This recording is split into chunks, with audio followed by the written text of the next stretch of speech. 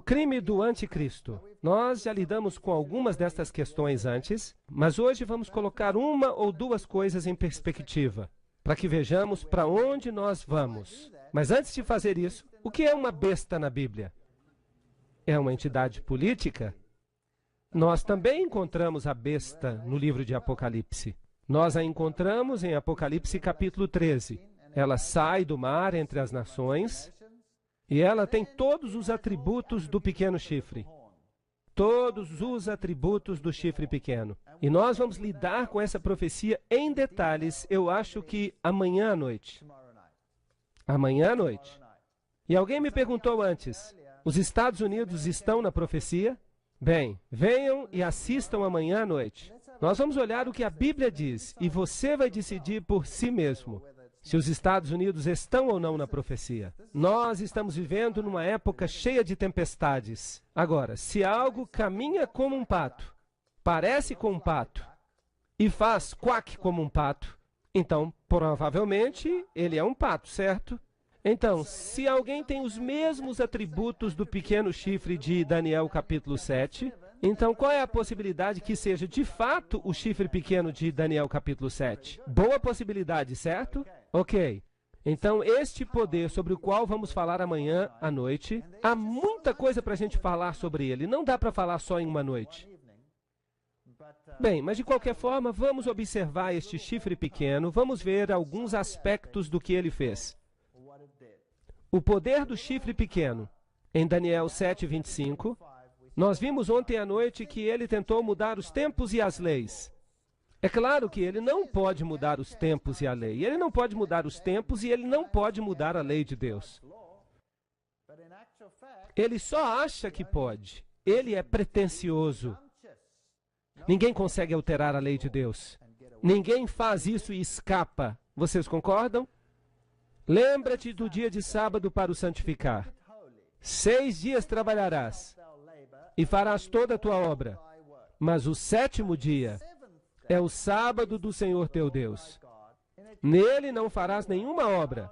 Tu, nem teu filho, nem tua filha, nem teu servo, nem tua serva, nem o teu gado, nem o teu estrangeiro, que está dentro das tuas portas. E há uma razão, pois em 6 dias o Senhor fez os céus e a terra. O que a teoria da evolução faz com este texto? Ela os joga num cesto de lixo. Mas quantas palestras nós demos aqui para dizer que nós não podemos jogar este texto numa cesta de lixo? Acho que foram umas 4 palestras. Você não pode jogar isso numa lata de lixo, mas por que tanto esforço para jogar isso na lata de lixo? Porque se essa parte não está na cesta de lixo, então você fica encrencado com esta outra parte. O mar e tudo que está nele. E ele descansou no 7º dia. Portanto, o Senhor abençoou o dia de sábado e o santificou. Êxodo 20:8-11. Isso significa que o Senhor o separou para um uso santo. Agora, o homem foi criado homem e mulher, representando a comunicação no nível horizontal. Ele devia formar uma confederação, mas sem Deus nessa equação, nós acabamos tendo o que temos hoje. Caos absoluto. Não apenas no casamento, mas em geral. Deus precisa estar presente na equação. Há uma história muito interessante. A primeira vez que eu entrei em contato com Deus, eu fiquei com muitos ciúmes de Deus. Porque Ele exige o primeiro lugar. E eu era casado com minha esposa, e ela era toda minha. E agora eu tinha que compartilhá-la. Foi duro.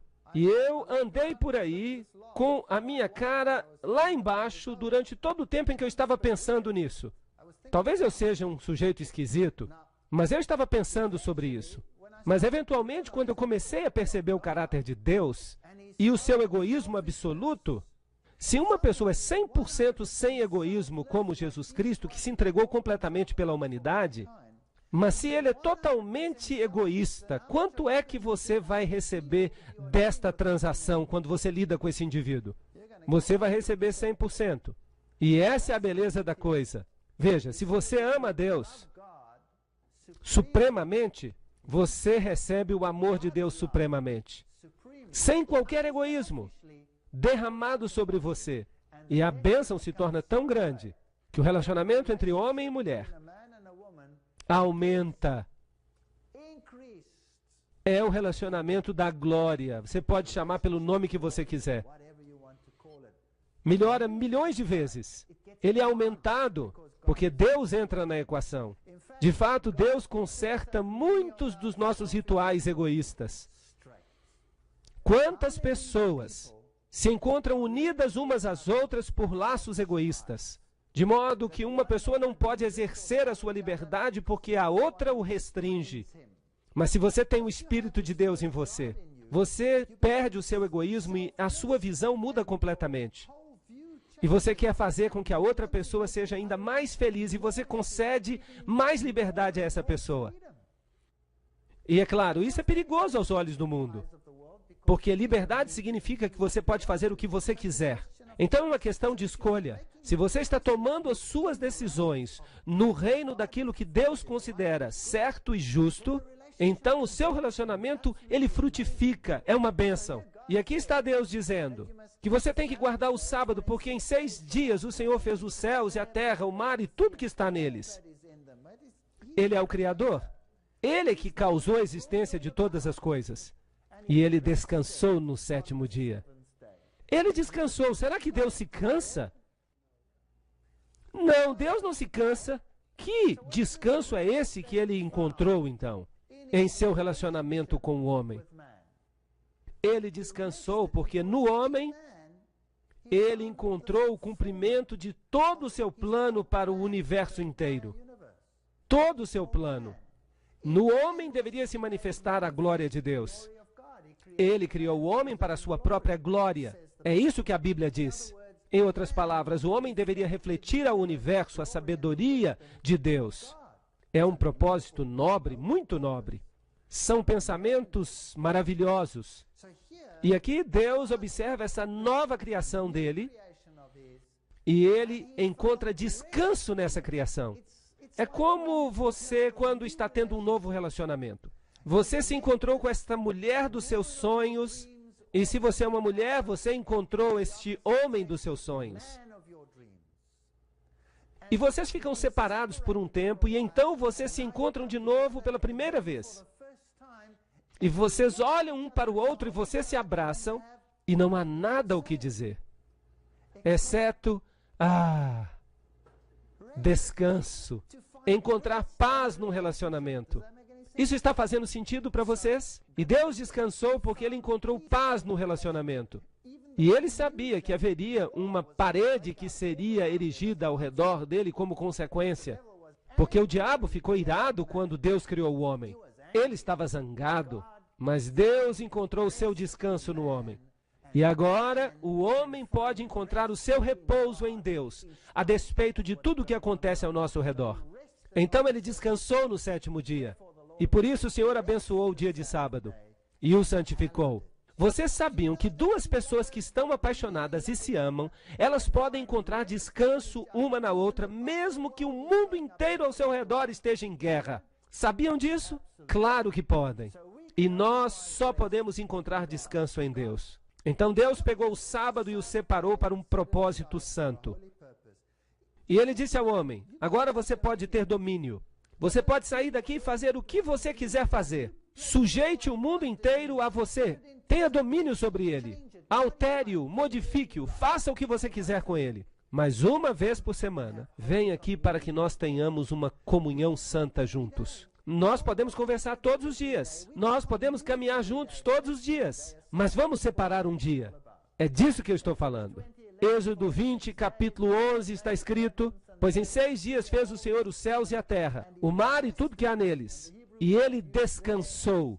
E a palavra hebraica usada aqui é Noar. Antes havia sido usada a palavra Shabbat, o 7º dia. E por isso o Senhor abençoou o dia de sábado e o santificou.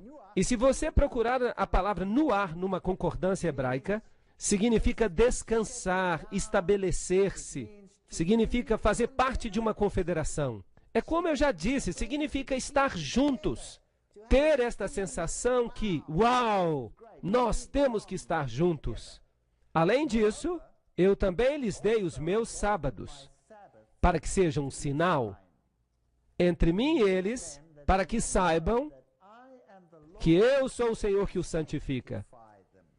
Esta relação sagrada, esta capacidade de fazer o que é certo, a vontade de fazer o que é certo, vem de Deus. Então o Senhor lhes deu o sábado como sinal, para que eles saibam que o Senhor é Ele, o Senhor, que os santifica. Ezequiel, capítulo 20, versículos 12 e 20. E aqui está outro texto paralelo. Santificai os meus sábados, santificai-os, e eles serão um sinal entre mim e vós, para que saibais que eu sou o Senhor vosso Deus. É estranho. Será que seria possível que outra pessoa fosse o Senhor vosso Deus? Sim ou não? Bem, os povos antigos, especialmente Israel, constantemente se desviavam e seguiam falsos deuses. Não importa o lugar, às vezes era Moloque, às vezes era Baal, às vezes era outro deus. Adoravam Astorete, a rainha dos céus, adoravam esses deuses estranhos. Mas Deus disse, peraí, escutem aqui, vou fazer um pacto com vocês. Se vocês santificarem os meus sábados, eles serão um sinal entre mim e vocês, para que vocês saibam que eu sou o Senhor, seu Deus. É como se fosse um teste, uma espécie de teste.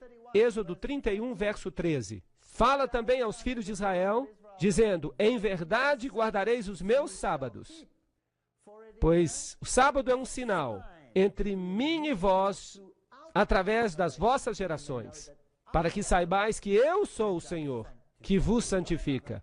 Não há outro, eu sou o que santifica. Êxodo 31, 16. Portanto, os filhos de Israel guardarão o sábado, para observar o sábado através das suas gerações, como um concerto perpétuo. Vamos dar uma olhada nesse sinal.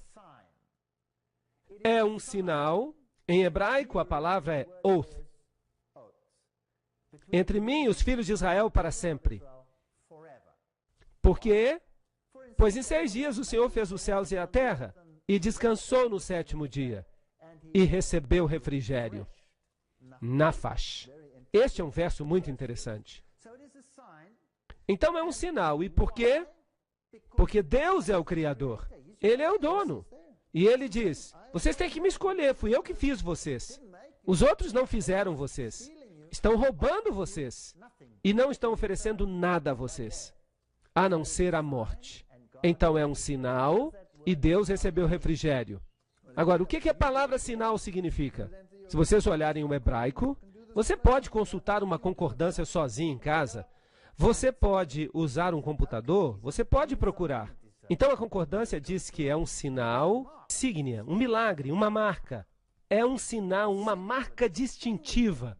Aqui está a definição da concordância de Strong desta palavra. Então, será que Deus tem uma marca? Que marca é essa? É o sábado. Deus tem uma marca. Será que a besta tem uma marca? Sim, claro, é chamada de a marca da besta. Eu fico imaginando o que essa marca seja. Será que é o chip de um computador? Será que é um código de barra que vai ser impresso na sua mão? Será que é algo que você pode encontrar numa lata de feijão? Você olha lá embaixo. Será que Deus está interessado em linhas numa lata de feijão? Ou será que Ele está interessado no seu caráter e na sua fidelidade? Qual é o interesse de Deus? Sim, em seu caráter e na sua fidelidade. Então vamos prestar bastante atenção aqui. Sim, agora nós já sabemos que Deus tem uma marca, um sinal, e é o sábado. Portanto, é um sinal ou uma marca entre mim e os filhos de Israel para sempre. Pois em 6 dias o Senhor fez os céus e a terra, e Ele descansou no 7º dia, e Ele recebeu refrigério. Nós precisamos compreender primeiro a marca de Deus, o seu sinal ou selo. São sinônimos. Vamos dar uma olhada no selo dos Estados Unidos. Este é o selo dos Estados Unidos e um selo autentica um documento. Este é o selo do presidente dos Estados Unidos da América. E este aqui é um típico selo de rei. Este é o selo de Jorge VI, o rei regente da Inglaterra. Notem os 3 elementos. Ele dá o nome, Jorge VI, e então ele dá o título, que é rei, e ele dá o seu território, que é Grã-Bretanha e seus domínios. Então, um selo típico tem todos esses componentes: o título, o nome, e ele tem o território. E sem o selo, uma lei se torna inútil. Ela fica destituída de autoridade. Aqui está o Decálogo. Trata-se de uma lei. Trata-se da lei de Deus. E esta lei somente tem autoridade porque ela contém um selo nela. E o Senhor lhe entregou 2 tabletes de pedra escritos com o dedo de Deus. Deuteronômio 9 e 10. O selo de Deus está no coração da lei de Deus. Prestem atenção, por favor. Todos os outros mandamentos são apenas mandamentos. Não matarás, não farás isso, não farás aquilo, não terás outros deuses diante de mim, não tomarás o nome do Senhor teu Deus em vão, honra teu pai e tua mãe para que se prolonguem os teus dias sobre a terra, etc. Mas aqui há algo especial. Lembra-te do dia de sábado para o santificar, em 6 dias farás todo o teu trabalho, mas o 7º dia é o sábado do Senhor teu Deus, pois em 6 dias o Senhor, aí está o nome, é Jeová, é o nome de Deus. Nós temos o nome, ele fez os céus e a terra. Aí está o título, ele é o Criador. E qual é o seu domínio? Céu, terra, mar e tudo que está neles. E aí está o domínio. Todos os elementos estão presentes. E sem o sábado, a lei não teria autenticidade. Seria apenas um outro documento. Mas agora ela tem o selo de Deus. Jeová, o seu Criador, o seu domínio, céus, terra, mar, tudo, todas as nações, tudo que já foi criado, está sob o seu domínio. Agora, se os Estados Unidos fazem uma lei, uma nova lei, se eles proclamarem uma nova lei, essa lei precisa ser assinada por quem antes de ela entrar em efeito? O presidente deve assiná-la. E se o presidente não assina, a lei não é válida. Certo ou errado? Muito bem. Agora imaginem, eu sempre uso uma parábola para explicar isso. Nós colocamos a nós mesmos um pouco atrás no tempo. Lá na época da Alemanha. E Adolf Hitler sobe ao poder. E ele está tão impressionado com o próprio poder, ele quer garantir que ninguém lhe faça oposição. E então ele proclama uma lei. Esta é uma história hipotética, não é verdadeira. Só para ilustrar este assunto. Ele proclama uma lei. E ele diz, na próxima quarta-feira, às 12 horas, eu quero que todo o povo alemão saia às ruas e proclamem sua solidariedade para comigo, gritando todos a uma só voz, Heil Hitler, naquele momento exato. Na quarta-feira, no momento exato. 12 horas, 1 hora, vamos dizer 12 horas.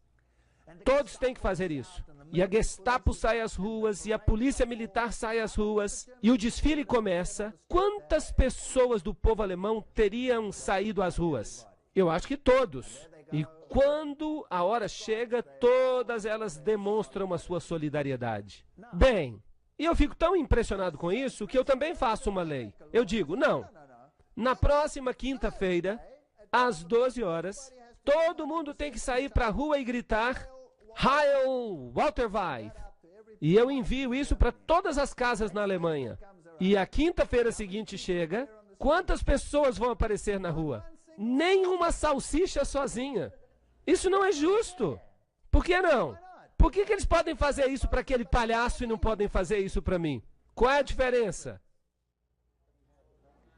Eu não tenho o quê? A autoridade, eu não tenho o título e eu não tenho a jurisdição. Estão entendendo? A lei dele vale, a minha lei não vale nada. Era a mesma lei, mas ela não vale nada.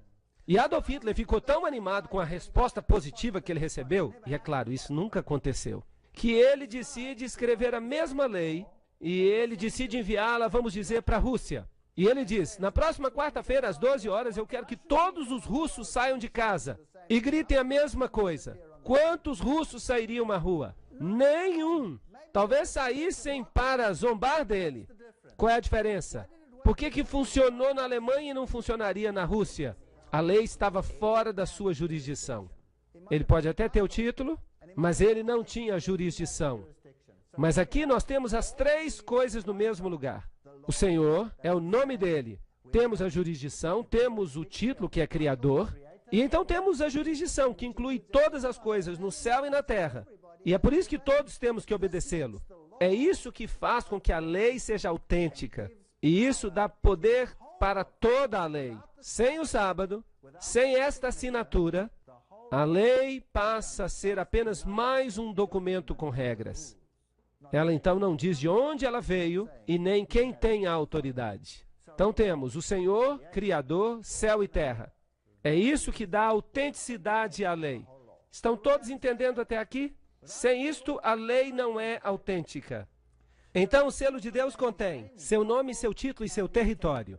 Além disso, eu lhes dei os meus sábados para que sejam um sinal entre mim e eles, para que eles saibam que eu sou o Senhor que os santifica. Como é que eu mostro a Deus que eu estou disposto a obedecê-lo?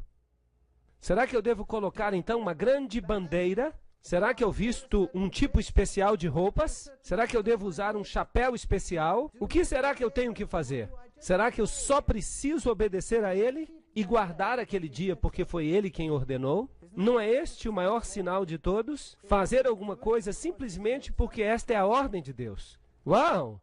Isso é ótimo!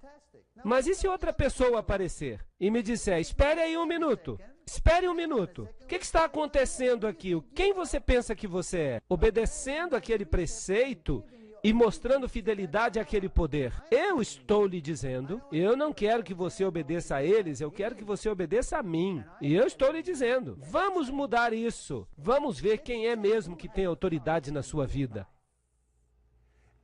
É Deus ou sou eu? E eu estou lhe dizendo que você tem que obedecer a mim e não a Deus. Tem problema com isso? Você teria problema com isso.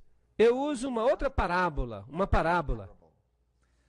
Eu conto a história de, por exemplo, saibam que isso é uma hipótese. É uma boa parábola, eu sempre gosto de usá-la. Mas algumas pessoas pensam que isso de fato aconteceu, mas não aconteceu. É só uma parábola. Vamos presumir que eu estou casado com a minha esposa faz muitos anos e que eu tenho filhos. E então um dia, um palhaço aparece. Será que eu posso usar a palavra palhaço neste país? E ele consegue falar com a minha esposa e ela decide me deixar para ficar com ele. E ela então se muda para viver com ele. Casa-se com ele. E leva as crianças com ele. E eu fico devastado. Devastado. E ela está ali com esse outro rapaz. E eu não sei por que ela escolhe esse outro rapaz que parece uma couve-flor e usa dentes falsos. Mas ela vai com ele. E ela me deixa. Eu tenho certas regras na minha casa. Que as crianças deviam ir dormir na hora certa, que tinham que fazer o dever de casa, que tinham que ajudar na casa, que não deveriam assistir a filmes ruins na televisão, e que se saírem de casa tem que voltar antes de ser muito tarde. Regras assim, regras normais. E esse novo rapaz, ele diz para os meus filhos quando eles se mudam para viver com ele, nesta casa, eu tenho a autoridade. E eu quero que vocês façam algumas coisas na casa, eu quero que vocês não cheguem em casa tarde. E ele coloca as mesmas boas regras que eu tinha. Eu teria algum problema com essas regras que ele está impondo? Sim ou não? Eu não teria qualquer problema com essas regras. Mas vamos supor que ele tem uma regra extra. E ele diz para os meus filhos, escutem, eu tenho uma regra extra. Era o seu pai que tinha autoridade sobre vocês no passado. Sim, o seu pai tinha autoridade sobre vocês no passado. Mas isso acabou. Eu sou a nova autoridade da vida de vocês. E vocês têm que obedecer a mim. E os meninos vão dizer, peraí, nós temos direito de visitar o nosso pai. E eles sabem que eles podem me visitar num dia que o juiz especificou.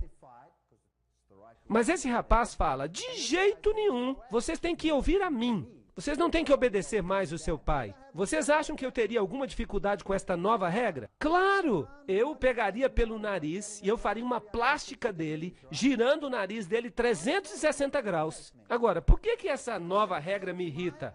Porque ela afeta minha autoridade. Ninguém deve interferir na minha autoridade quando isso diz respeito aos meus filhos. Eles são os meus filhos. Agora, Deus sente a mesma coisa. Nós somos os filhos dele. E um outro poder vem e diz, eu não me importo com todas as leis de Deus, mas esta lei aqui, que diz respeito à autoridade, esta eu quero para mim. Vocês não vão obedecer a Deus. Deus também vai fazer uma plástica nele e vai girar o nariz dele 360 graus. Quer ele goste disso ou não. E então Deus diz, eu lhes dei os meus sinais para que fosse um sinal entre mim e eles, para que eles soubessem que eu sou o Senhor que os santifica. Isaías 58:13 diz, se desviares o teu pé de profanar o sábado e de fazer a tua própria vontade no meu dia santo e chamares o sábado de deleitoso, eu não estou falando do jeito que os judeus guardavam o sábado. Era um ritual, você podia fazer isso, mas não podia fazer aquilo, e não podia comer ovos, e não podia deitar no sábado, e você não podia fazer isso, nem aquilo, e você não podia caminhar. Não, isso era um fardo. Está escrito aqui, chamares o sábado de deleitoso. Não, um fardo. Santo ao Senhor, honorável, e o honrares, não seguindo os teus próprios caminhos, não buscando os teus próprios prazeres, não falando as tuas próprias palavras. Então te deleitarás no Senhor, e eu te farei cavalgar sobre os altos da terra,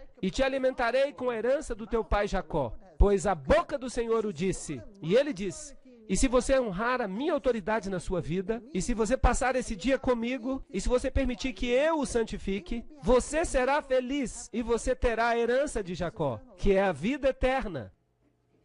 Será que esse dia se aplicava somente aos judeus? E o estrangeiro? Está escrito em Isaías 56:6 e 7. Todos os filhos do estrangeiro que se converterem ao Senhor, para servi-lo e amar o nome do Senhor, para serem seus servos, todos os que guardam o sábado. O sábado se tornou um sinal de fidelidade para com este Deus chamado Jeová. Era um sinal.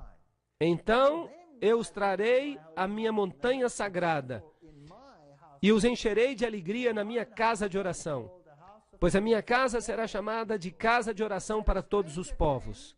Então o estrangeiro veio e ele teve que aceitar o sábado, sim ou não? Claro que sim. Ele teve que aceitar o sábado. Em Deuteronômio 11:13 a 20.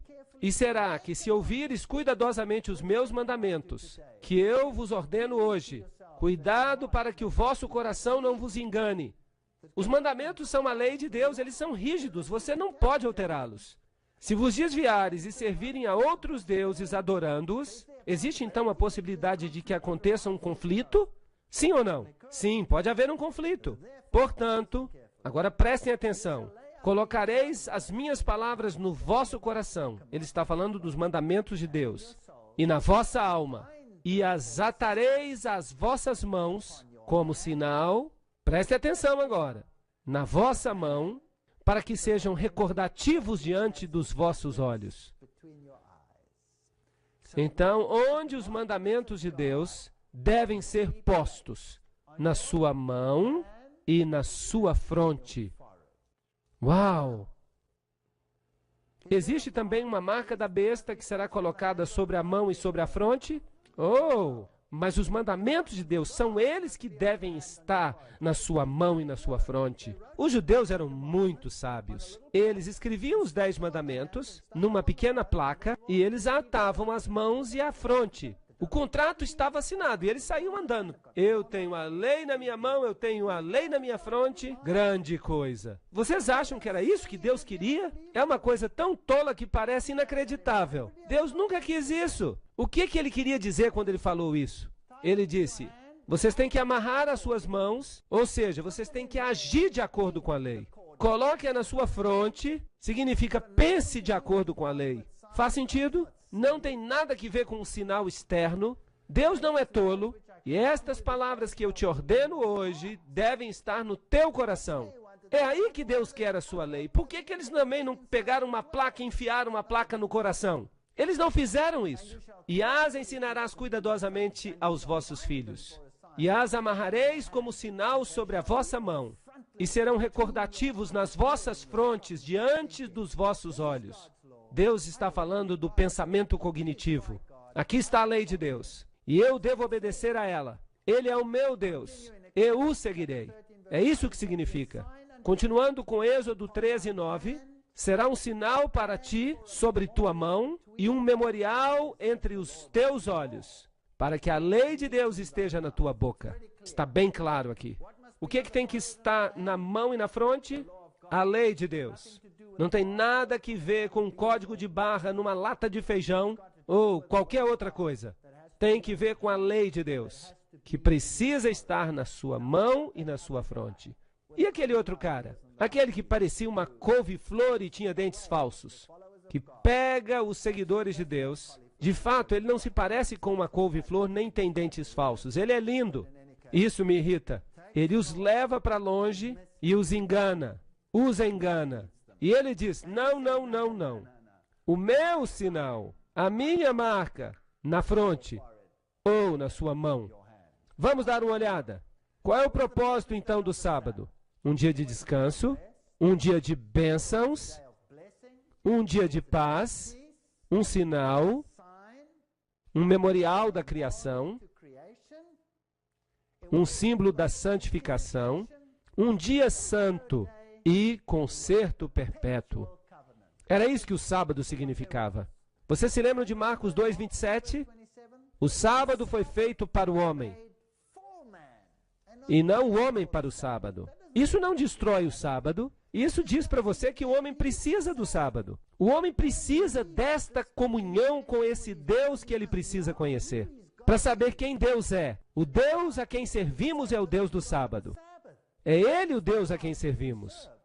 Se não, quem é Ele? Ele é o Deus da sexta-feira? Ele é o Deus do domingo? Ele é o Deus da quarta-feira? Ele é o Deus dos hindus? Ele é o Deus dos budistas? Ou dos shintos? Ele é esse ou aquele? Eu lhes digo uma coisa, Deus é o Deus do sábado. É bem simples, a Bíblia nos diz isso. Ó, que tu des ouvidos aos meus mandamentos, então que a tua paz seja como a de um rio, e que a tua justiça seja como as ondas do mar. Isaías 48:18. Você saberia exatamente onde você está. Deuteronômio 5:29. Ó, que houvesse tal coração neles, que eles me temessem e guardassem os meus mandamentos. 9 deles ou todos eles? Todos os meus mandamentos, sempre, para que pudesse ser bem com eles e com seus filhos para todo sempre. Bem, tendo estabelecido isso, por que então guardamos o domingo? Por que nós não guardamos o sábado? Por que o mundo cristão guarda o domingo? O domingo. Vamos perguntar ao Dicionário Internacional Webster. Alguns dos novos dicionários, eles são espertos. Você tem que ter cuidado. Mas nos velhos dias, eles davam a seguinte definição. Esse dia era chamado no passado assim porque ele havia sido dedicado ao sol, ou à sua adoração. A enciclopédia Schaffhauser diz, o domingo, dies solis, do calendário romano, dia do sol, sendo dedicado ao sol, o primeiro dia da semana. Os novos dicionários Oxford dirão, domingo, o dia depois do sábado. Isso é patético. Isso não é mais uma definição. Essa é uma definição em termos de outra definição. Ela não significa nada mais. Mas aí está. É isso que é. É o dia do sol. É o dies solis do calendário romano. É o dia do sol. E é o primeiro dia da semana. O sábado é uma palavra hebraica que significa descanso. O domingo foi o nome dado pelos pagãos ao primeiro dia da semana, porque era o dia no qual eles adoravam o sol. John Edick, Enciclopédia Bíblica, página 561. Você pode conferir isso. Está tudo lá. As referências estão lá. Pegue um dicionário comum e veja o que ele diz. Portanto, o sábado não é o domingo.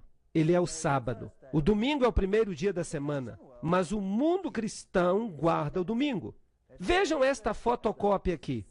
É a fotocópia de um dicionário. Sétimo dia, sábado. O sétimo dia da semana. Sábado, o sétimo dia da semana.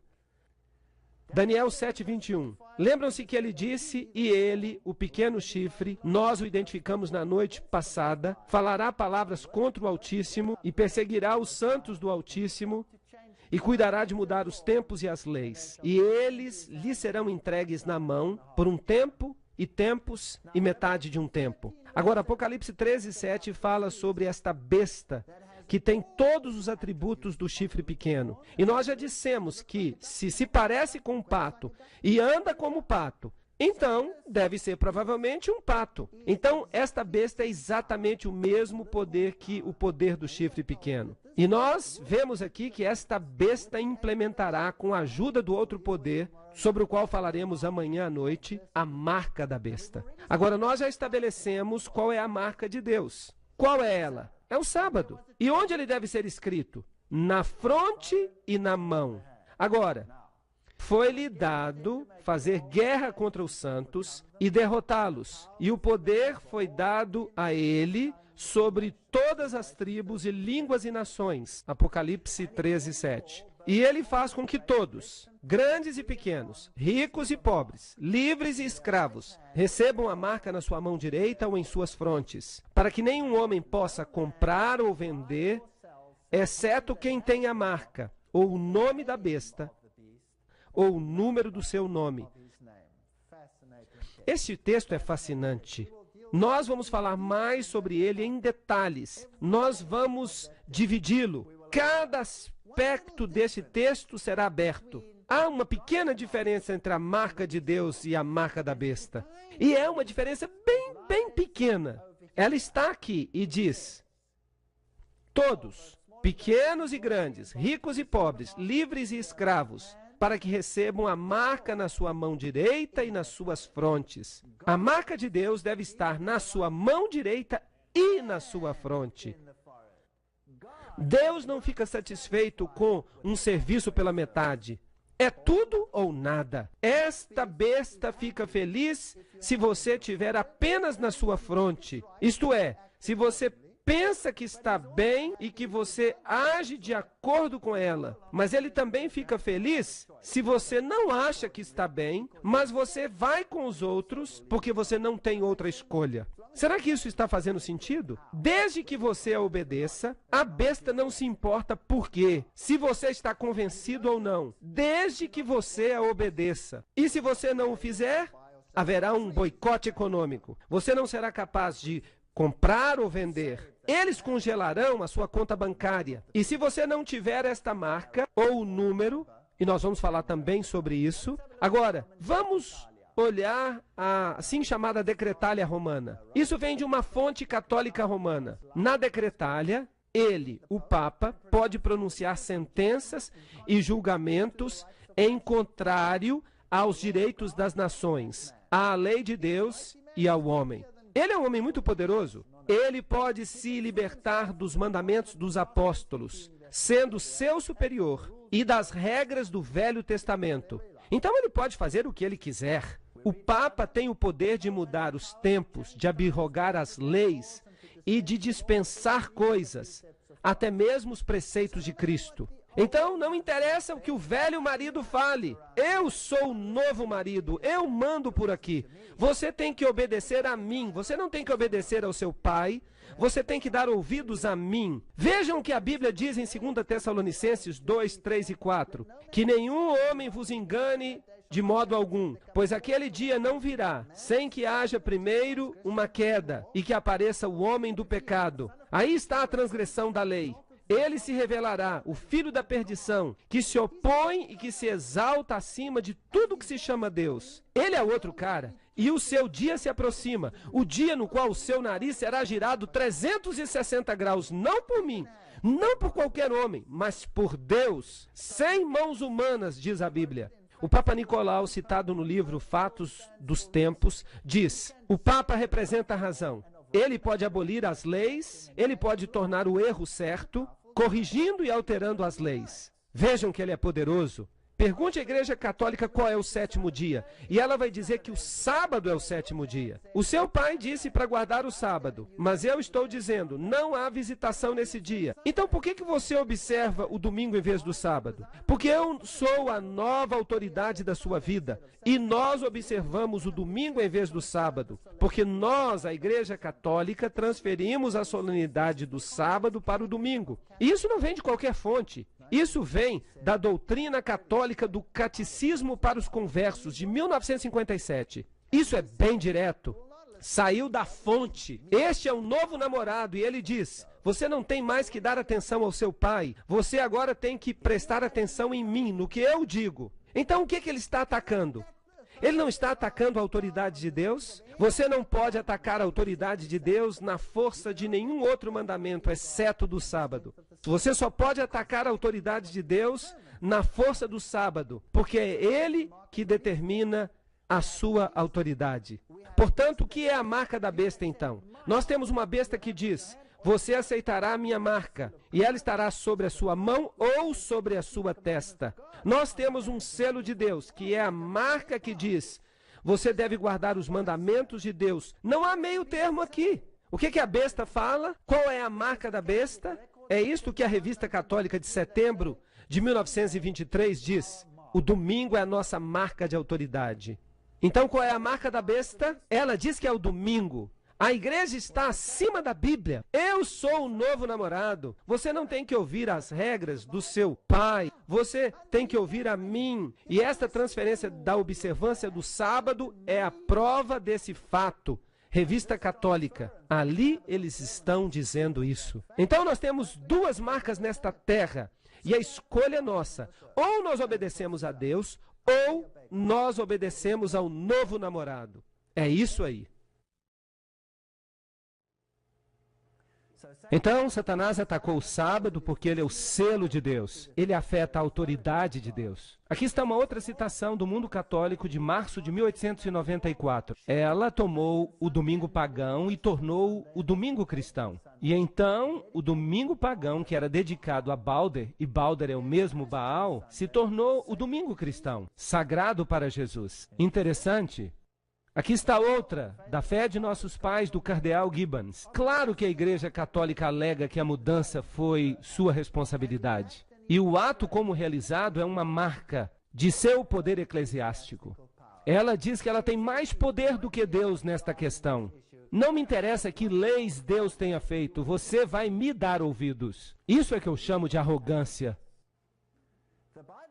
A Bíblia diz: lembra-te do dia de sábado para o santificar, mas a Igreja Católica diz não. Está aí bem claro. Quem está falando é o padre Enright, escrevendo no Sentinela Americano. É um porta-voz da Igreja Católica. Ele diz que a Bíblia fala isso, mas que a Igreja Católica diz não.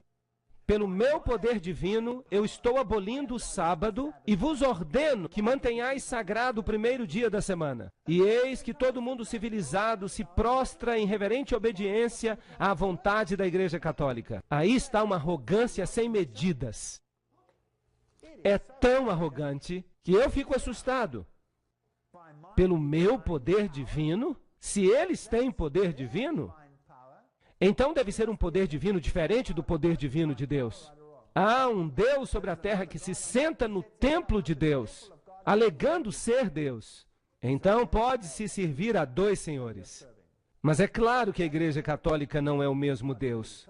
Então deve haver um outro poder por trás dela. E a Bíblia diz que o dragão lhe deu o seu trono e grande autoridade.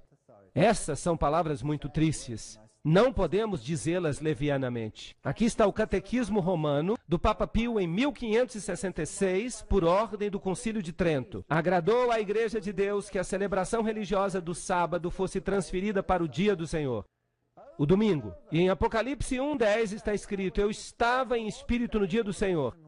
E eles dizem que o dia do Senhor era o domingo aqui. Mas aqui está escrito que ele estava em espírito no dia do Senhor. Não se faz referência aqui a dia. Só a Bíblia pode dizer qual é o dia do Senhor. E aí está em Isaías 58:13. Se desviares o teu pé de profanar o sábado e de realizar o teu prazer no meu santo dia, e o chamares de sábado deleitoso, santo ao Senhor, então qual é o dia do Senhor de acordo com a Bíblia? O sábado? Não o domingo. E esta passagem, portanto, o Filho do Homem é Senhor também do sábado. Será que isso está abolindo o sábado? Ou estabelecendo-o? Quem é a autoridade? Por falar nisso, quem criou este mundo? Foi o Pai ou foi por intermédio do Filho? Foi por intermédio do Filho. Vocês vão ver. João capítulo 1. No princípio era o Verbo, e o Verbo estava com Deus, e o Verbo era Deus. Tudo que foi criado neste mundo foi criado por intermédio dele e para ele, por sua palavra. Portanto, Jesus é o Senhor do sábado.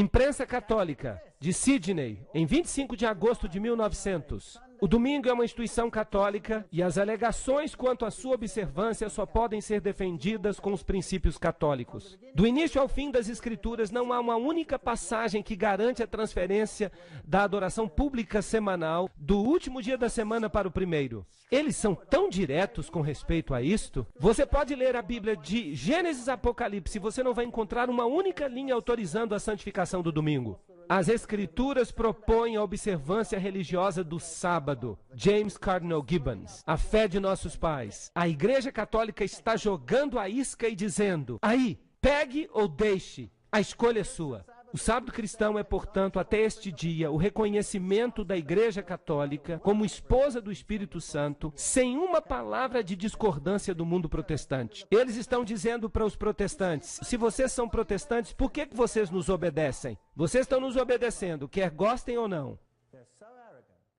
Aqui está o chanceler da Arquidiocese de Baltimore respondendo ao cardinal numa carta datada de 1920.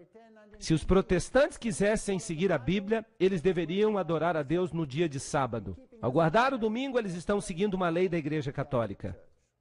Aqui está a Igreja Católica falando.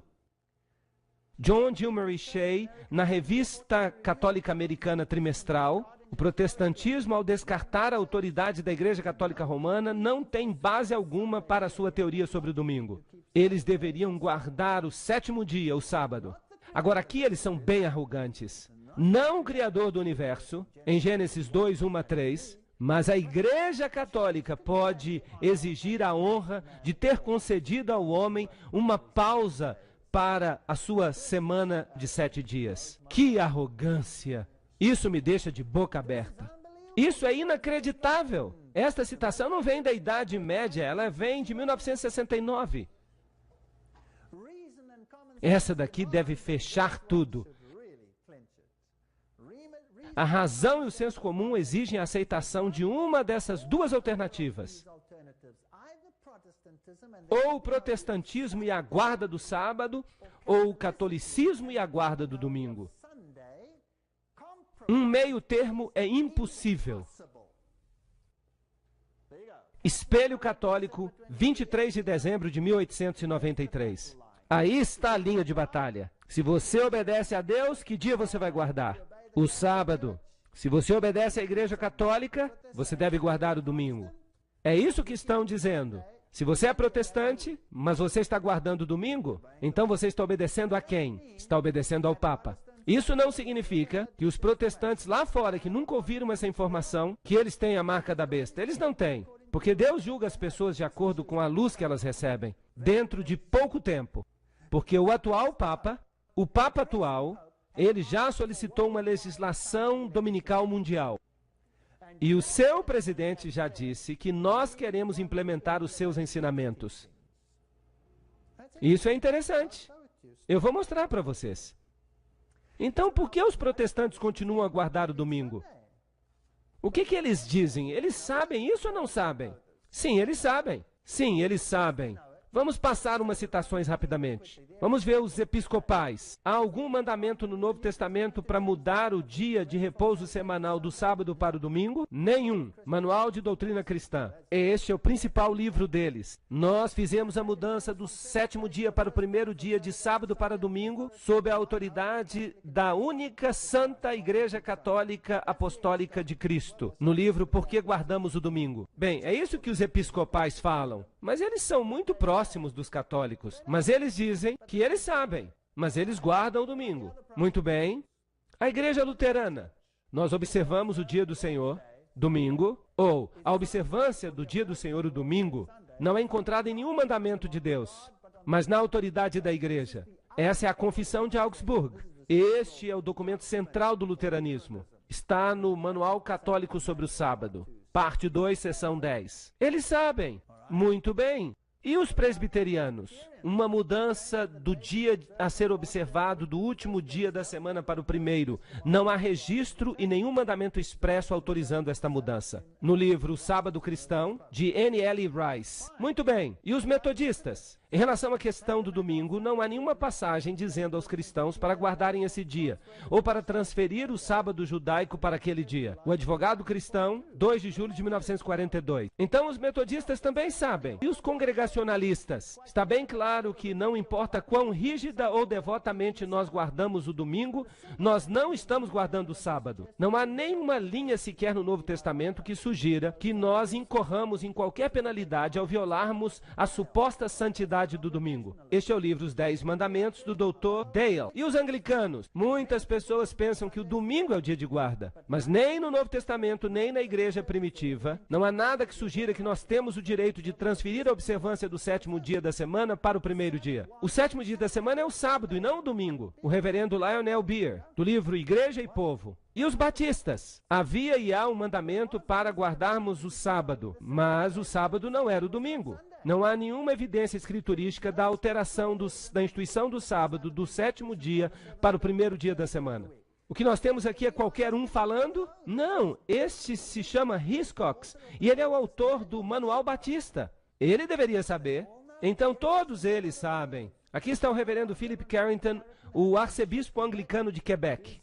Ele provocou os clérigos locais ao dizer bem abertamente que não há nada que apoie a guarda do domingo. Ele falou abertamente nessa cidade de forte presença protestante que a tradição, e não a Bíblia, fez com que o domingo fosse o dia de adoração. A estrela diária de Toronto. Então, foi a tradição introduzida por Roma. Agora, o que o Senhor fala a respeito da tradição? Quase todas as igrejas ao redor do mundo celebram os mistérios sagrados, a ceia do Senhor, no sábado toda semana. Os cristãos de Alexandria e de Roma, por causa de uma tradição antiga, deixaram de fazer isso. Livro História Eclesiástica. Agora lembrem-se que Alexandria foi o local onde as doutrinas pagãs foram introduzidas. Ali os saduceus aprenderam que não havia ressurreição e que quando você vai para o céu, você vai para o seio de Abraão.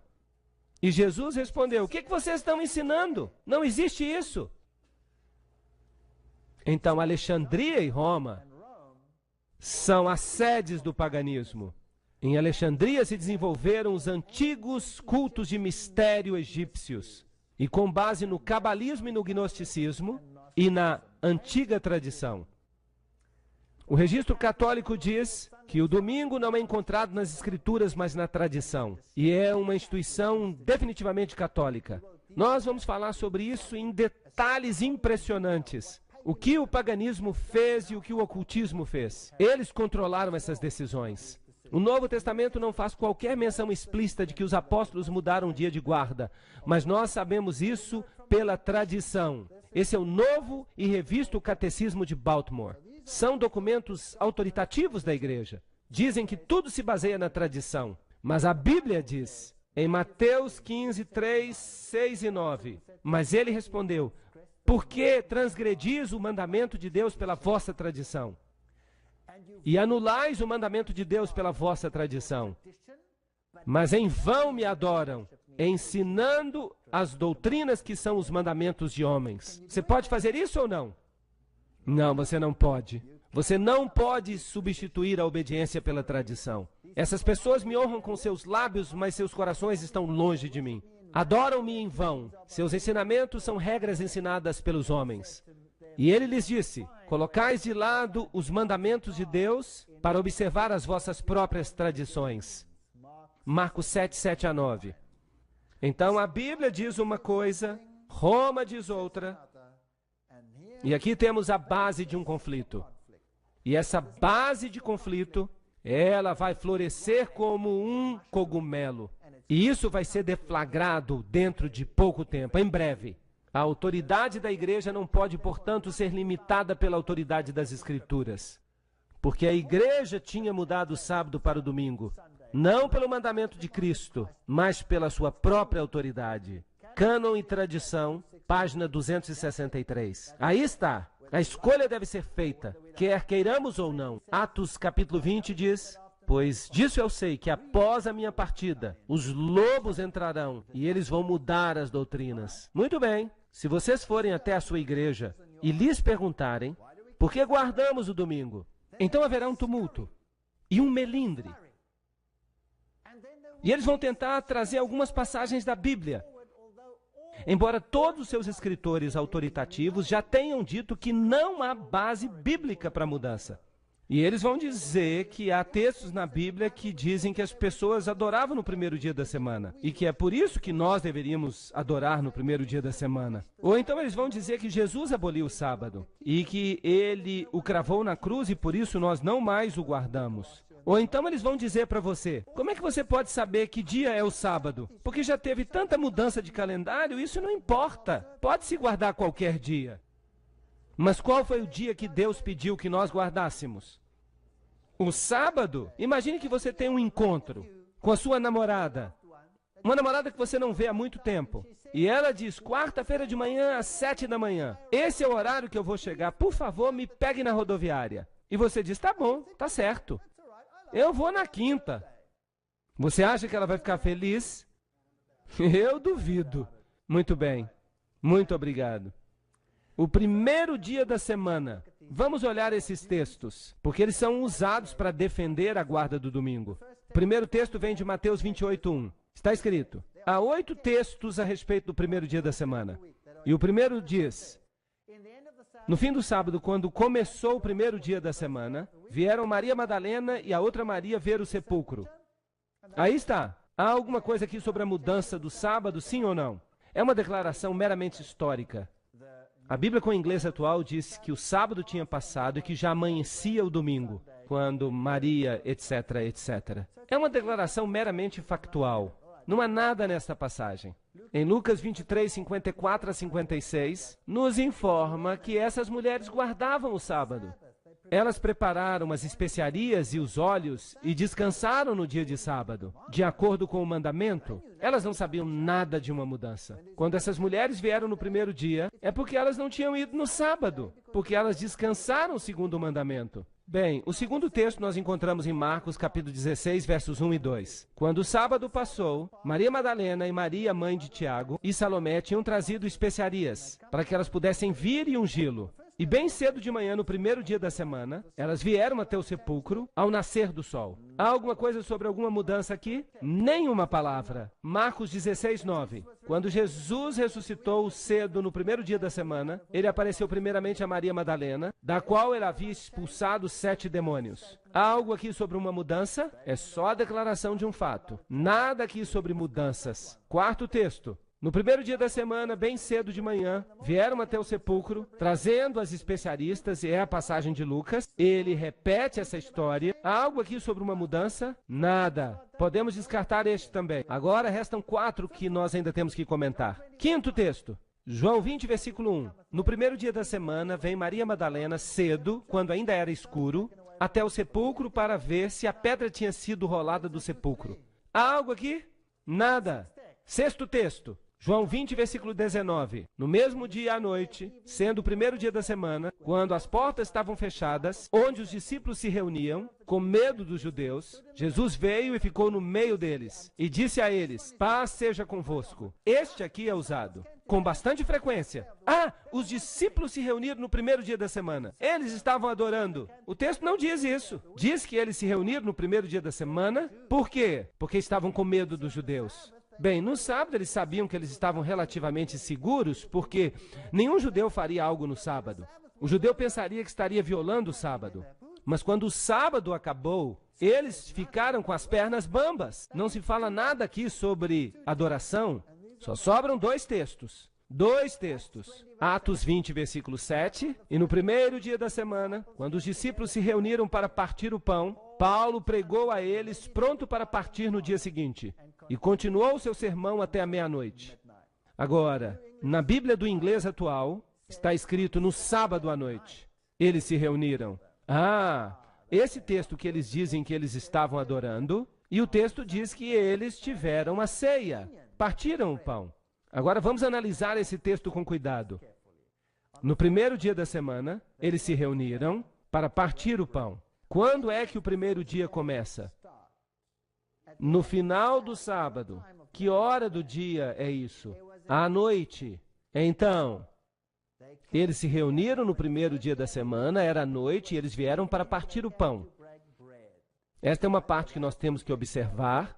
Vieram para partir o pão. Mas Paulo pregou para eles pronto para partir no dia seguinte. Quando amanhecesse, seria ainda que dia? Seria o domingo, primeiro dia. E ele faria uma longa jornada. E ele falou para eles até a meia-noite. E o pobre Eutico estava lá sentado na janela. E Paulo continuou pregando e pregando. E ele começou a abrir a boca.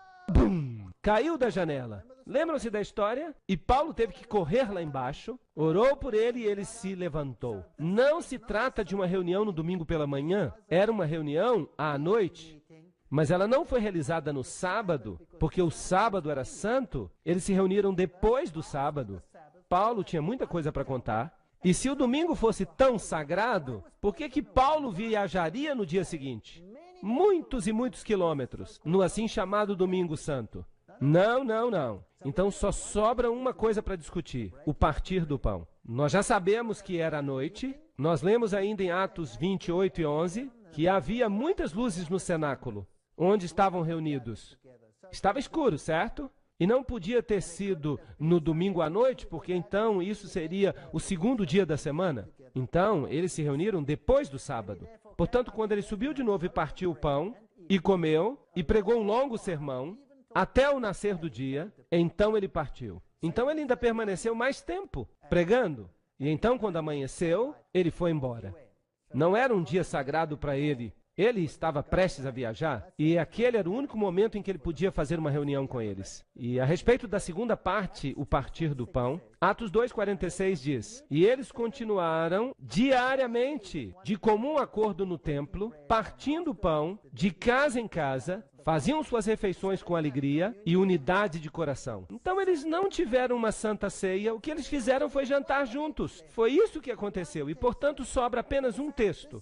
Há um texto que sobra. Então, esse texto do qual nós acabamos de falar, ele dá apoio para a santidade do sábado. Porque logo depois do sábado, eles se reuniram para discutir questões e se preparar para a viagem. Oitavo texto, 1 Coríntios 16, 1 a 2. Agora, com respeito à coleta para os santos. Sim, eles faziam coletas na igreja. Assim como eu ordenei às igrejas da Galácia, fazei vós também, no primeiro dia da semana, que cada um de vós reserve a parte. Por falar nisso, a tradução de Weymouth declara isso de modo muito agradável. Diz, em casa, conforme Deus o abençoou, para que não haja coletas quando eu voltar. Então os críticos dizem, bem, eles faziam uma coleta durante o culto. Não. O texto diz que eles deviam reservar o dinheiro no primeiro dia da semana, em casa. Vamos pensar sobre isso. Antigamente, isso ainda funciona para muita gente hoje em dia, alguns recebem o salário no final da semana. Quando se recebe o salário quando você tem um salário semanal? Na sexta. Na sexta você recebe, o trabalho acabou e você recebe o seu salário. Você pega o dinheiro e leva para casa. Mas, de acordo com o pensamento hebraico, a sexta é a preparação. Você se prepara para o sábado. Paulo diz, separe o dinheiro quando? No primeiro dia da semana. A lógica, então, é que eles tomavam as decisões e separavam a oferta e o dízimo e o que mais você queria guardar. E Paulo está dizendo, não façam isso na sexta-feira quando vocês receberem o dinheiro. O sábado está chegando. O sábado é sagrado. É melhor fazer isso cedo no domingo, depois do sábado. Então, quando o sábado acabar, depois do pôr do sol, você então se senta e resolve o que fazer com seu dinheiro. E guarde o dinheiro em casa até que ele possa ser coletado. Isso ajuda a confirmar a guarda do domingo ou a guarda do sábado? Este texto.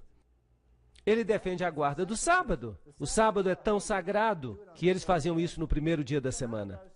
Será que Jesus mudou o sábado? Lucas 4,16. E ele veio a Nazaré, onde ele tinha crescido, conforme o seu costume. Ele entrou na sinagoga no dia de sábado e se levantou para ler. Então Jesus guardava o sábado. Jesus diz que nem um jota nem um tio seriam removidos da lei. Mateus 5, 17 a 19. Jesus não mudou o sábado, pois para isso também sois chamados, porque Cristo também sofreu por nós, deixando-nos exemplo, para que o pudéssemos seguir. E devemos caminhar como ele caminhava. 1 João 2,6. Então Jesus guardou o sábado, não há nenhuma evidência de que houve uma mudança.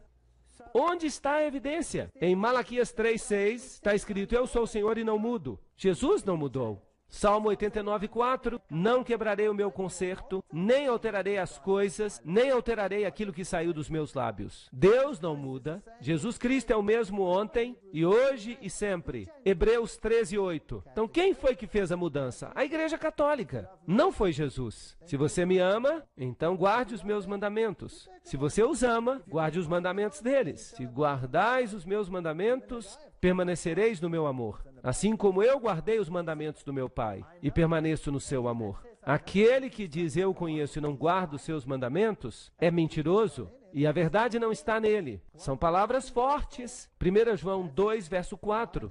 Aí está. Ou você obedece a Deus ou não obedece. Pois este é o amor de Deus, que guardemos os seus mandamentos. E seus mandamentos não são pesados. 1 João 5,3. Quem quer que diga que está em Deus, deveria viver assim como Jesus viveu. Ele guardava o sábado. Cristo também sofreu por nós, deixando-nos um exemplo. Se você me ama, guarde os meus mandamentos. Aí está o exemplo. Bem, o mundo cristão pode dizer, a cruz mudou o sábado. Não, ela não mudou. Vamos dar uma olhada. E aquele dia era a preparação, sexta-feira. A palavra preparação só é usada para sexta-feira. Lucas 23, 54. E as mulheres também que vieram com ele da Galileia, contemplaram o sepulcro e como seu corpo estava posto. Lembram-se dessa história? E elas voltaram e prepararam especiarias e perfumes e descansaram no sábado, de acordo com o mandamento. E encontraram a pedra removida no primeiro dia. Aqui estão os 3 dias da crucifixão. Temos a preparação, sexta-feira, temos o sábado, Jesus descansando na tumba, os discípulos descansando, os discípulos, as mulheres, e no primeiro dia, as coisas começaram a acontecer de novo. Não houve mudança. Nem a morte, nem a ressurreição alteraram o dia. Será que podemos ter certeza de que dia é o sábado? E essa dúvida? Vamos ver o que a astronomia nos ensina. Washington, Distrito Federal. Sua carta de fevereiro de 1932. Tivemos a oportunidade de investigar os resultados das obras de especialistas em cronologia e nunca nos encontramos um sequer que tenha qualquer dúvida a respeito da continuidade do ciclo semanal, mesmo bem antes do início da era cristã. Observatório Naval Americano, de Washington, Distrito Federal. Vamos dar uma olhada nisto. Algumas pessoas dizem que nós podemos ter perdido o sábado. Bem, o sábado foi instituído na criação. Se nós o perdemos, então ele foi reestabelecido no maná. Porque toda semana Deus fazia um milagre especial. E naquele dia o maná durava 2 dias. Todos os outros dias ele durava 1 dia apenas. Bem, se o sábado tivesse sido perdido, Deus o encontrou de novo no maná. E se ele foi perdido depois do maná, ele foi recuperado no Monte Sinai. Se nós chegarmos até o ano 46 a.C., foi quando o calendário juliano foi instituído. Daí por diante nós temos uma continuidade absolutamente precisa. E a cruz está aí, e nós acabamos de ler que Jesus guardava o sábado, os discípulos guardavam o sábado, não houve perda do sábado até aqui. Então, em 1582, houve uma mudança de calendário. E nós então adotamos o calendário gregoriano. Puxa vida, isso é ótimo, eu estou animado. Porque o calendário gregoriano se refere a quem? Ao Papa Gregório. E o Papa Gregório decidiu mudar os tempos. Por quê? Porque havia uma coisa que o incomodava. Mas ele não mudou o sábado. Nem tocou nele. Nós estávamos em outubro. De 1, 2, 3, 4 para 15 de outubro. Nós pulamos alguns dias aqui, mas o ciclo semanal não foi afetado, de modo algum. Então o sábado continua intacto. Ele nunca foi perdido. Por falar nisso, por que o Papa quis mudar o calendário?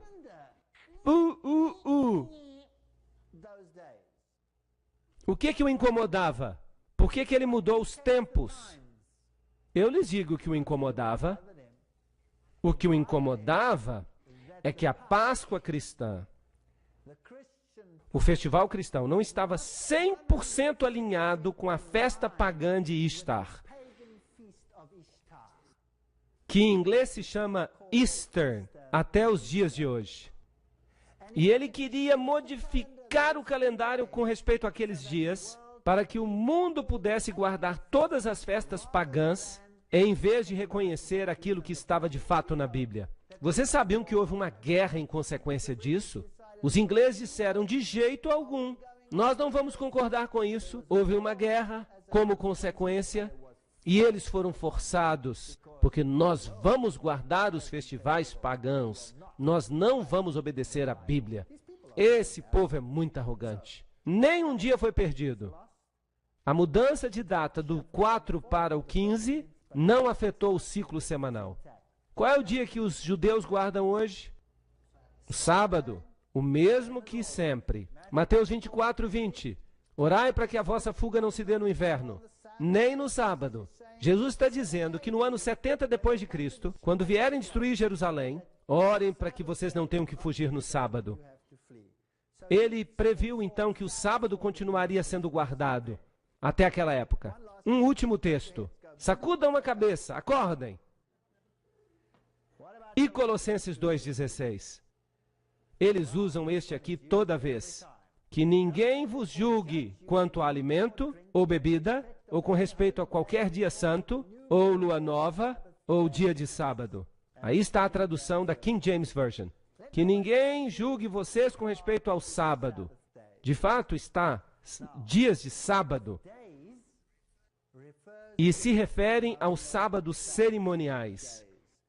O dia de sábado se refere ao 7º dia da semana. O sábado. Que ninguém julgue vocês com respeito a carne ou bebida, ou com respeito a dia de festa, ou lua nova, ou sábado. Aí está a versão padrão americana. Muito bem. Qual dos mandamentos tem que ver com comida e bebida? E lua nova, e todas essas coisas? Algum mandamento? Que lei tem que ver com comida, bebida, lua nova e coisas assim? A lei cerimonial. Anulando a escrita de ordenanças que eram contra nós, que eram contrárias a nós. Removeu-as do caminho, pregando-as na cruz. Portanto, que ninguém vos julgue. Então eles dizem que Jesus pregou o sábado na cruz. Não, Jesus nunca pregou o sábado na cruz. Ele pregou duas coisas na cruz. Toda a lei cerimonial foi pregada na cruz, porque Jesus se tornou o cumprimento da lei. E a condenação da lei também foi pregada na cruz. Mas não a lei. Como eu sei disso? Porque está escrito aqui que essas leis, a escrita das ordenanças, que era contra nós, e apenas os escritos de Moisés, a lei cerimonial, deveriam ser postos num livro e colocados ao lado da arca como testemunho, diz o Velho Testamento, contra nós. Uma sombra das coisas que viriam. Mas o corpo, a substância delas, é Cristo. Colossenses 2,17. Vamos fazer uma breve recapitulação. O sábado semanal foi instituído no Éden, certo? Muito bem. E ele aponta para a criação. Existia antes do pecado. Aí está, apontando para a criação. Santificai os sábados, guardai os sábados, porque em 6 dias o Senhor fez os céus e a terra, o mar e tudo que nelas há. Ele nos lembra de onde nós vimos os sábados de sombra. Em outras palavras, a festa dos pães asmos, a Páscoa, a festa das ofertas mexidas, as primícias. Todos esses sábados especiais, eles podiam acontecer em qualquer dia. Eles apontavam para o ministério de Jesus, eles apontavam para frente, para Cristo.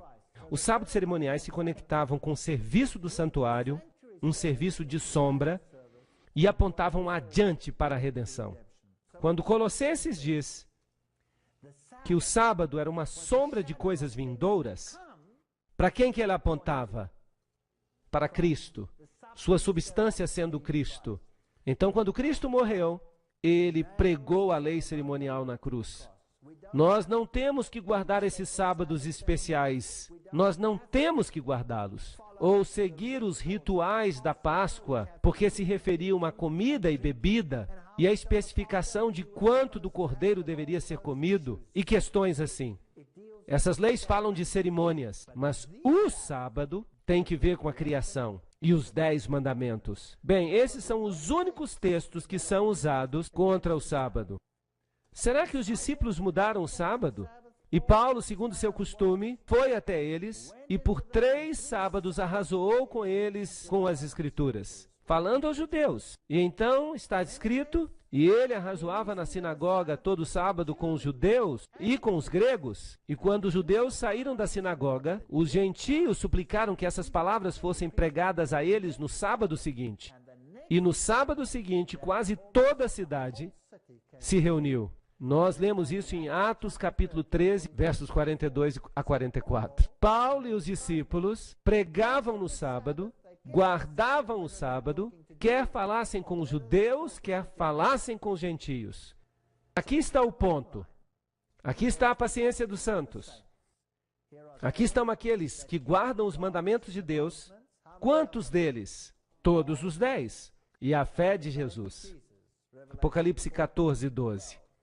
Colocarei as minhas leis em sua mente e as escreverei no seu coração. Uma citação de Hebreus 8:10. Aqui está o novo concerto. O novo concerto constitui em tomar a lei de Deus e colocá-la no coração, colocá-la na mente, na mão e na testa. Agir de acordo, pensar de acordo, obedecer a Deus. A Igreja Católica diz não. Por minha autoridade divina, você vai me obedecer.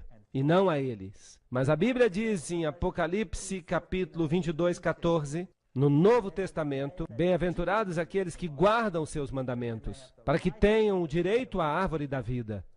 Aham! A obediência vai ser um teste. E possam penetrar nos portões da cidade. E então, se você é obediente, nós, de acordo com a sua promessa, aguardamos novos céus e uma nova terra, onde habita a justiça. 2 Pedro 3,13. Ninguém ainda tem a marca da besta. Ninguém tem a marca da besta agora. Mas quando essa lei for estabelecida, isso vai acontecer. Porque o Papa já pediu isso. E não pensem que os países islâmicos ou os países judaicos serão excluídos. O Papa já pediu isso. E todos vão guardá-lo. Quando essa lei chegar, então a decisão será tomada. E você escolhe ou aquele que se parece uma couve-flor e tem dentes falsos, ou você escolhe o Senhor. Um dos dois. A Bíblia diz, pois como os novos céus e a nova terra que eu farei permanecerão diante de mim, diz o Senhor, assim a sua semente e o seu nome permanecerão. E acontecerá que de uma lua nova a outra e de um sábado a outro, toda carne virá adorar diante de mim, diz o Senhor. Isaías 66, 22 a 23. Aí está o novo mundo. Será que o sábado vai ser guardado no novo mundo? Sim ou não? Sim. Mas o que essa lua nova está fazendo aqui? A lua nova, de uma lua nova a outra. Então, numa base mensal. Mas o festival da lua nova não é cerimonial? Será que isso vai ser guardado? Haverá algo que será celebrado numa base mensal também no céu. Porque a Bíblia diz que a árvore da vida dava o seu fruto quantas vezes? Uma vez por mês. Então eu tenho uma notícia para vocês. Sim, e a Bíblia diz que ela vai dar quantos tipos de fruto? 12 tipos de fruto. E as folhas dessa árvore serão para a cura dos povos. Uau! Então vamos imaginar isso. A árvore da vida vai dar o seu fruto uma vez por mês. E nós vamos participar da árvore da vida uma vez por mês. Talvez façamos chá com as folhas. O melhor tipo de chá, sem cafeína, é claro, da árvore da vida. Vai ser uma festa, pessoal. E de um sábado a outro virá toda a carne diante do Senhor. E os justos herdarão a terra e habitarão nela para sempre. Salmo 37, 29. Eu não estou condenando a ninguém hoje à noite. Nenhum indivíduo. Eu não disse que ninguém está perdido porque está guardando o domingo na fidelidade do seu coração. Eu não disse isso. Eu apenas disse que há um sistema nesta terra que alega que está acima de Deus, que é mais alto do que Deus e que tem autoridade na sua vida mais do que a autoridade de Deus. E que muito em breve este teste chegará a um ponto quando essa autoridade será testada e a sua fidelidade estará em questão. E pedirão então a você que escolha um ou outro. Se você escolher um, escolherá a besta, obterá a sua marca. Mas se você escolher o outro, então você vai obter a marca ou o selo de Deus e você será selado para Deus. É isso aí. A obediência não está apenas no dia, porque o sábado representa quanto da lei? Toda a lei, porque a autoridade da lei é baseada no selo. Então o sábado é meramente uma autenticação de toda a lei. Nós devemos desenvolver um caráter semelhante ao de Cristo. Devemos permitir que a lei nos transforme. Precisamos de um relacionamento com o Senhor. Simplesmente por guardar a lei, ninguém será salvo. Mas se temos relacionamento com Deus, podemos ser salvos. E seremos salvos. Mas precisamos ter um relacionamento certo com Deus. Então, guardaremos também a sua lei. Aí está o resumo de tudo. Eu espero que o assunto tenha ficado claro.